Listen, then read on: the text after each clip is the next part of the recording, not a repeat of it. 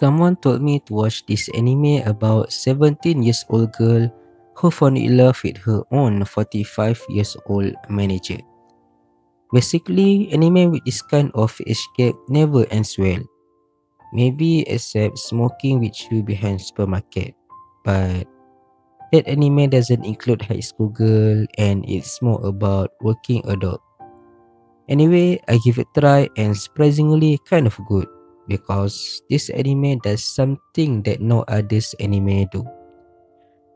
So the setup is pretty simple. Akira is 17 years old, used to be the best runner on her school track team. Shit happens and she get injured, then her whole world kind of collapse. So she ended up taking a part-time job at this family restaurant called Garden. The manager there is Kondo, 45 years old, have a kid, also divorced. Always look slightly tired, generally one of the most unremarkable men you will ever see in this anime.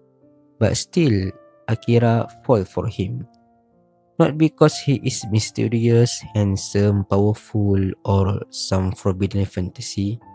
She falls for him because one rainy afternoon, when she was sitting alone looking absolutely depressed because of her career, he brought her a free coffee and tried to cheer her up. That's literally the origin of her love story. Here is the thing most people miss about this anime. He is not actually trying to sell you the romance. Like for the example, Akira feeling are real and the show never try to dismiss them. But it also never asks you to root for them the way a typical romance anime would. She lost running, the one thing that made her feel like herself. She never deal with that, so she just shut down, stopped talking with her best friend, stopped engaging with everyone, and just kinda went through the motion every day. And then Kondo appeared, the random old man who was kind to her at the exact moment she needed the most. This made her wonder, did she really fall for him or just a broken person finding something or someone to heal herself? The show doesn't give you a clean answer because Akira herself doesn't know either, and that honestly is what makes this thing worth watching. Now let's talk about Kondo for a second. He is not a fantasy older man after all. Maybe he is just an ordinary old man that you will ever meet in your life. Used to dream about becoming novelist, but a dream just a dream. So when Akira confessed to him, he doesn't catch feeling right away. He just laughed because the idea literally does not compute. And for the rest of the show, he just kept trying to redirect her. Take her to a bookshop thinking she will get bored of him, tells her people will get the wrong idea if they sing together, remind her more than once that she deserves someone her own age that actually give her future. And that's why this story doesn't feel gross because the older character never leans into it. He never take advantage, he just keep gently pushing back while also genuinely caring about this person in front of him. This is the part that I really want people to pay attention. I don't need the age gap things. This is actually a story about two people who give up on their dreams and forgot who they are. Akira stopped running not because she had to.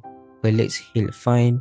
She stopped because the fear of never being able to perform at her peak again.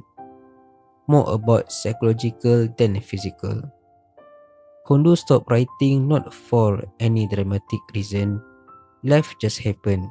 The job, family, bills, and one day when he looked up, the person he thought he was going to be just wasn't there anymore.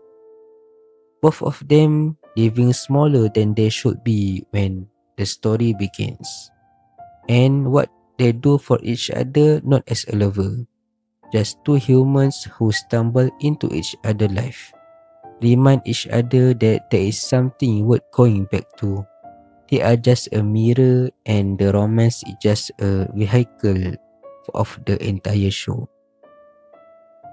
Of course, this show is not perfect. The show spends way more time inside Kondo's head than Akira. His monologue, backstory, and emotional. For Akira, we mostly just read through her face and body language, which is beautiful visual storytelling, but it does make her feel less like a protagonist and more like a something happened to Kondo. There's also this side character, Kase, a co-worker who figures out about Akira's feeling and used to pressure her. The show frames it as a parallel to help Akira understand Kondo position better, but it comes out across way more uncomfortable than the show seemed to realize. I don't want to talk more about the ending, but what I can tell you is I really like the way it ends. Like I said before, this anime more about someone dreams than romance. I don't think they will become together. I really recommend this anime if you like story with complicated ending, not with a clean resolution. That's all for the video. Hope you guys enjoy and don't forget to subscribe and turn on bell notification. See you in the next one.